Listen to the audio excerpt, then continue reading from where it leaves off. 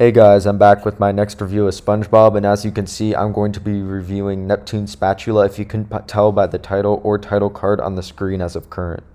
What happens in this episode is that SpongeBob and Patrick visit a museum which holds Neptune's spatula, and it's said that the one who pulls the spatula from the grease will become Neptune's royal fry cook. SpongeBob, of course, being the amazing fry cook he is, ends up pulling the spatula from the grease. This summons King Neptune in his first ever appearance inside of the show, who tries to figure out who pulled the spatula from the grease.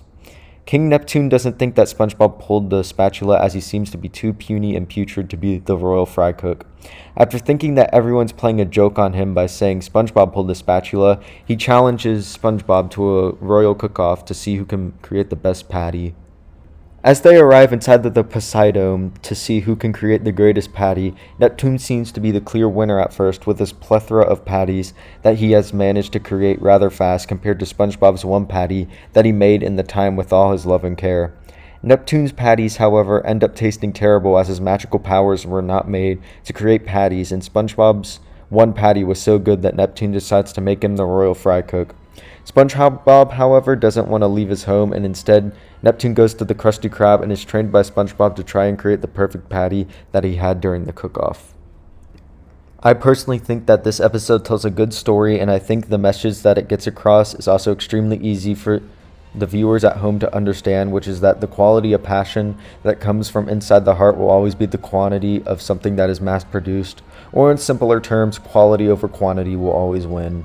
I also like how Neptune's character is portrayed inside of this episode as some egotist who's clearly disconnected from the people of modern civilization and only cares about winning and beating everyone else who tries to compete with him, and seeing this play out in the story works really well. I like how even though Neptune presents himself as the top man, he gets defeated by just a humble local who's just in it for the passion, and Neptune finally realizes his mistake and tries to learn from that, and everything ends up pretty nicely. I also did like the joke with Tom Kenny in the shower, but other than that, the humor was kind of lacking, and I also thought that the beginning of the episode dragged on for a bit too long when Neptune thinking people were playing a joke on him, as that got kind of old quickly. But other than that, the episode has a good moral, and it's stuff like this which makes season 1 different from the rest of the seasons, which is why I'm giving this episode a 7 out of 10, putting it above Sandy's Rocket but below Suds.